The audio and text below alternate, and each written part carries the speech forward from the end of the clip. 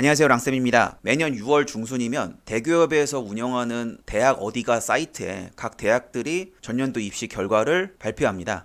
대학 어디가에서 발표하는 성적의 기준이 수시에서는 최종 합격 등록자의 내신 70% 컷, 정시에서는 최종 합격 등록자의 100분의 70% 컷을 올려서 발표를 하는데요. 이 100분이라는 것이 대략적인 학생의 위치를 보여주는 데는 참 유용하고 매번 표준 점수가 달라지는 시험에서 기준선으로 삼기에는 매우 편한 지표이긴 하지만 이것을 가지고 입결이 바뀌었다 이런 식으로 생각을 해서는 절대 안 됩니다. 2년 전에는 성균관대가 100분위로 연세대를 제쳤다라는 보도가 나온 적이 있습니다. 역시 올해도 이런 100분위를 통한 자료 해석 때문에 많은 수험생분들과 학부모님들께서 혼선을 빚으실까봐 제가 팩트체크를 하는 영상을 준비했는데요. 지난 6월 16일 동아일보에 이러한 기사가 실렸습니다. 연고대 말고 고연대라 불러다오. 올해 정시점수 서고연순. 이런 헤드라인이 달렸고요. 종로학원에서 정시 합격 점수를 최종 등록자 상위 70%컷 기준으로 분석한 결과를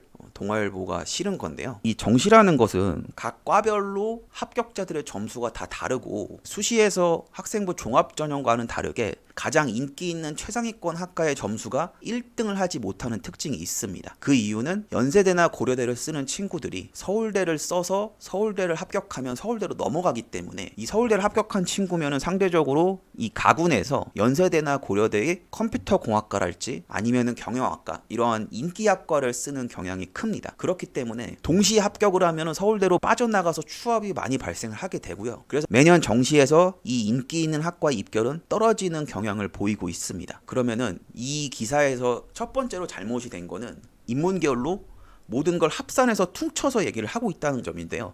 인문계열이 서울대가 96.79점, 고려대가 93.9점, 연세대가 91.33점이었다고 얘기를 하고 있는데 이 세 대학이 각 과목마다 반영 비율이 다르고 특히 서울대는 변환 표준 점수를 고려하지 않은 순수 표준 점수를 활용하는 대학이기 때문에 합격자를 뽑는 점수 자체가 다릅니다. 그러면 작년 같은 경우에 왜 고려대와 연세대의 100분위 차이가 났는지를 살펴보면 고려대의 경우는 인문계열은 국어가 35.7%, 수학이 35.7%, 탐구가 28.6%가 반영이 되고요. 연세대의 경우는 인문계열이 국어 33.3%, 수학 33.3%, 영어가 16.7%, 탐구가 16.7% 이렇게 되기 때문에 탐구 비중이 고려대에 비해서 확실히 적습니다. 따라서 연세대를 합격한 친구들의 성적은 국영수는 괜찮은데 탐구 과목이 떨어지는 친구들, 특히 자연계열 친구들이 국어 성적이 좋으면 인문계열로 교차 지원을 하는 경우가 많았거든요. 반면 고려대의 경우는 탐구 비중이 높은 편이고 연세대와 달리 영어 1등급과 2등급의 차이가 크지가 않습니다. 그렇기 때문에 이 연세대와 고려대의 점수를 100분위로 비교하는 것 자체는 말도 안 되는 분석이죠. 정확하게 얘기를 하자면 연세대에 맞는 학생의 점수가 있고 고려대에 맞는 학생의 점수가 있습니다. 그것을 작년 합격자들의 성적을 토대로 말씀을 드리겠습니다.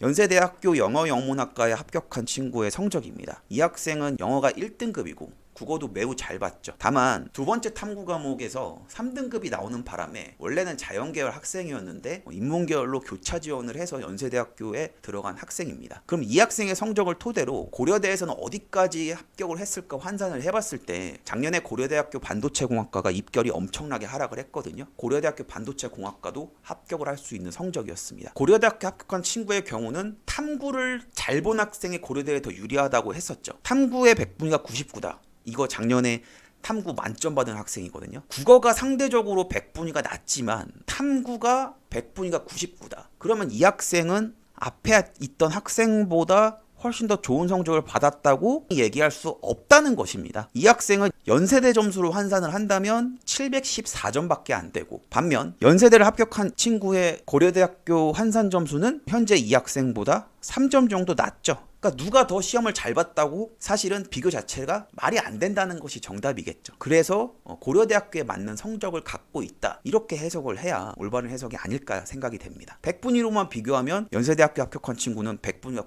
90이 안 돼요. 그러니까 기사에서 쓴 것처럼 100분위로만 보면 고려대학교의 승리겠죠. 그렇지만 실질적으로 점수를 환산해 보면 각 대학의 적합한 성적이 따로 있다 이렇게 해석을 하셔야 합니다. 성적표 하나 더 보여드릴 텐데요. 100분위가 좀 더 높은 학생입니다. 고려대학교 환산 점수로 비교해보면 아까 100분위가 0.5 낮은 학생이 이 학생보다 고려대 점수가 조금 더 높죠. 그러니까 100분위는 대략적인 기준이지, 이것을 가지고 정시라는 것에 대해서 맞지 않는 설명을 하고 있다, 이렇게 보셔야 합니다. 물론 연세대학교 인문계열은 1등급과 2등급의 영어 환산 점수 차이가 8.3점이나 차이가 나기 때문에 영어 1등급을 받는 친구들이 연세대의 원서를 쓰기 유리합니다만, 그렇다고 연세대가 고려대보다 또 점수가 높다, 이렇게 얘기할 수는 없죠. 그러니까 오늘의 결론은 연세대에 맞는 점수가 있고 고려대에 맞는 점수가 있기 때문에 동일선상에 놓고 비교는 하지 않는 것이 좋겠다, 이것이 결론입니다. 6월 모의고사가 끝났기 때문에 수험생들은 작년 수능 그리고 6월 모의고사를 토대로 한 유형에 익숙할 수 있도록 EBS 수능 특강 수능 완성을 비롯한 EBS 연계 교재와 실전 모의고사들을 많이 푸셔서 충분한 연습을 토대로 9월 모의고사 때 좋은 성적이 나오도록 공부를 많이 하셨으면 좋겠습니다. 여기까지 랑쌤이었습니다. 감사합니다.